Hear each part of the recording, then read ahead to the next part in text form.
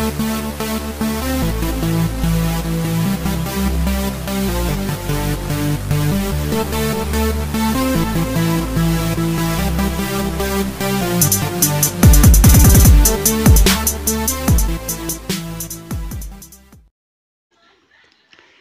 happy Saturday racing, bayang karerista. Araw tayo ng Sabado, no? August 12. At papalo na lang po ang Tipsy Racing Review Facebook page para sa mga impormasyon sa karera at iba pang larangan na sports. Ayun nga, medyo hindi tayo nakapag-vlog ng Biyernes, no? At dahil nga sa pakikisimpatya natin sa uh, uh, mga vloggers, no, na alam naman natin yung mga nangyayari ngayon na kalokohan sa industriya ng karera. So ayun, so isipin na lang natin, no, kung nakakataya tayo ng mga 3, 4, 5 beses sa isang araw sa karera. Napakaswerte natin, no, kasi may mga taong pang isang taya lang yung pera nila, tapos pag nalagay pa sa biyahe o nabiktima ng kalokohan yung taya nila. So napaka unfair naman para sa mga maliliit na mananaya, no? So balik tayo, araw ng Sabado, August 12, 2023 nga. At meron nga tayong 8 karera, no, para sa araw ng Sabado. At ang start time ng race 1 is alas 3 ng hapon.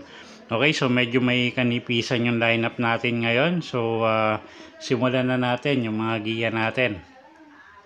Okay, race 1 tayo. Start ng first pick 5. Distansya natin dito 1,400 meters, class 4, 28 to 33 bracket.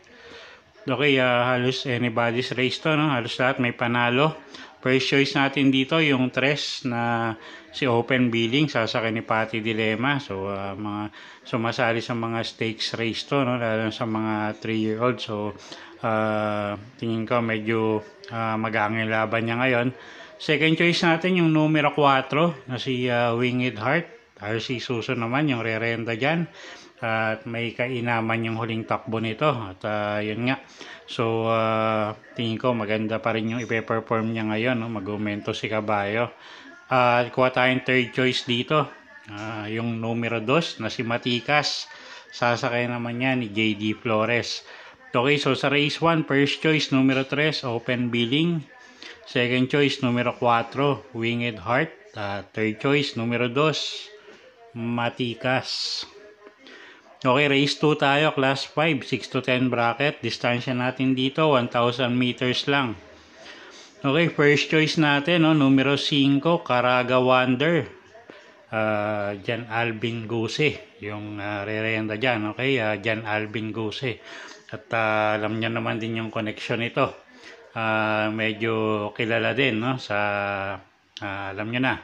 So medyo konting ingat, no, dito sa pagbomba, dahil ko ilalabas ng connection to, mukhang hindi to matatalo rito. Kaya nga lang, alam naman natin, kilala naman natin connection. So konting ingat dito, no. Second choice natin numero 3, Tulak ng Bibig. JM Estorque naman yung rerenda dyan. Okay, so sa race 2, first choice numero 5, Caraga Wonder. Second choice numero 3, Tulak ng Bibig. Okay, race 3 tayo. Class 5, 11 to 15 bracket. Distansya natin dito 1,000 meters. Start ng pick 6. First choice natin numero 6, My Dad Bogart. Alison Pabilik yung rerenda dyan. Tingin ko kahit maikse, no, kayang sumabay ni Caballo. Wala naman masyadong matutulin dito sa grupong to. So tingin ko mga nasa gitna na rin to, at kayang-kaya ng sabayan yung mga mauuna rito. Second choice natin yung couple entering numero 3 na si Major Ridge at ni Fast Sailing. At medyo magaganda pinapakita niyang couple entry na yan. So malaki rin panalo. Okay, so sa race 3, first choice numero 6, My Dad Bogart.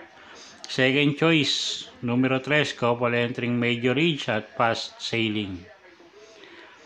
Okay, race 4 tayo, class 5-5. Distansya natin dito 1,000 meters ulit.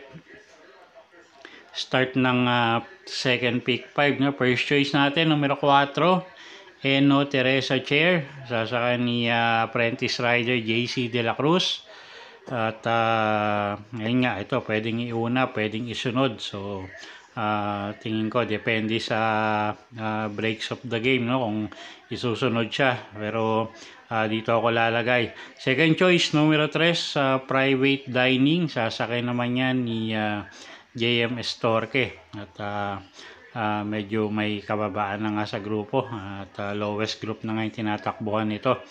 So okay, so dito sa race number 4, first choice natin numero 4, Eno Teresa Chair. Second choice, numero 3, private dining. Okay, race 5 tayo. Class 5, 11 to 15 bracket. Distansya natin dito, 1,000 meters. Start ng pick 4. First choice natin dito, numero 3, Guerrero Warriors, Jeff Sarate. Gamay ng hinete. At pwedeng iuna, pwedeng isunod. So, siya yung first choice natin dito, no? Tingin ko nga medyo lamang to rito. Ang second choice natin, numero 6, Lucky Hilda. Nasasakay naman yan ni Boji Henson. At ito, pag nauna, tingin ko malaki rin ang panalo at medyo matapang lumaban sa unahan to. So, siya nga yung second choice natin. Okay, so dito sa race number 5, first choice, numero 3, Guerrero Warriors. Second choice, numero 6, Lucky Hilda. Okay, race number 6 tayo. Class 4, 22 to 27 bracket. Distansya, 1,400 meters. Anybody's race, no? Ang daming may panalo dito. First choice natin, kung ilalabas nung connection, yung numero G's, Amor Mi Amor. Nasasakay niya ni CB Ardonia. At medyo mababa pa sa grupo to, no? Although hindi natin alam kung ilalabas ng connection, pero pag nilabas, tingin ko malaki panalo. Second choice natin, yung sinubukan na nakaraan, yung numero 11 na si Queen Gabi. Pati dilemma na yung sasakay dyan, at medyo maganda yung numero niya. So sigurado mag-umento yung takbo niya, no? At kuha tayong third choice, yung couple entering numero 3 na si See You Tomorrow at 3A Sonic Clay. Okay, so dito sa race number 6, first choice nga natin, numero G's, Amor Mi Amor. Second choice, numero 11, Queen Gabi. Third choice, couple entering numero 3, See You Tomorrow at Sonic Clay. Okay, race 7, penultimate race, class 5, 6 to 10 bracket. Distansya natin, 1,000 meters. Okay, first choice, no? Numero 7, Primero Soldado, JL Santiago, yung rerenda dyan. Gamay naman ng hinete ito, no? At ang pagkakatanda ko dito, yung huling panalo nito, hindi pa nauna. At yun nga, sinunod lang. So, tingin ko mag-aumento pa si Caballo. Medyo maganda yung condition niya, no? Second choice natin, yung numero 1 na si Quiet Thunder. PJA Guse naman yung rerenda dyan. At pwedeng pangsamang dehado, no? Kung kursonada nyo. Yung numero 4 na si Indelible Quaker. Pabs Cabalejo naman yung sasakay dyan. Okay, so dito sa race number 7, first choice, numero 7, Primero Soldado. Second choice, numero 1, Quiet Thunder. At pwedeng pang dehado yung numero 4, Indelible Quaker. Okay, race 8 tayo. Last and final race for the day. Class 4, 16 to 21 bracket. Distansya natin, 1,400 meters. Paratingan. First choice natin, numero 7, Electrify, JM Estorque. At napakababa na sa grupo. So, tingin ko pagkakataon na para manalo si Caballo. Second choice natin, yung numero 9 na si Lucky Leia. Sasakay ni PJA Guse. At ewan ko kung tinangkang manalo nakaraan to, no? So, ayun, di tayo sigurado doon. At basta ilabas ng connection, tingin ko malaki panalo ngayon. At third choice natin dito, yung numero 4 na si Basket of Gold. Sasakay naman yan ni JB Hernandez. Okay, so sa race number 8, first choice nga natin, numero 7, Electrify. Second choice, yung numero 9 na si Lucky Leia. Third choice natin, yung numero 4 na si Basket of Gold. Okay, so yun po yung mga giya natin para sa araw ng Sabado, August 12, 2023. Sana po yung makatulong sa pagpili nyo ng mga tatayang kabayo. Inulit ko po, kayo pa rin po masusunod kung saan nyo itataya yung pinagpaguran yung pera. Good luck po and happy Saturday racing, bayang karerista. Happy weekend po sa inyong lahat.